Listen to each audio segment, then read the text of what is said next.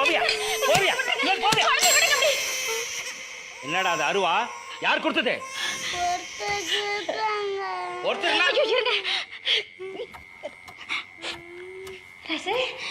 என்னடா ஒரு மேல சந்தன வாசம் வீசுது?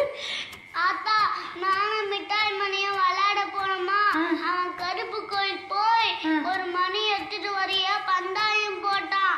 நானும் போனேன்னா எனக்கு பயமா இருந்தது. ஓடி போனேன்னா பறவை மீச வச்சால வந்தாங்களா, அவங்கன்னா என்னை தூக்கிட்டு வந்து ஊருக்குள்ள விட்டாங்க. யாரு அவரு? தெரியல. அவர் தான் உடம்பு பூரா சந்தனம் பூசிட்டு இருந்தாரு.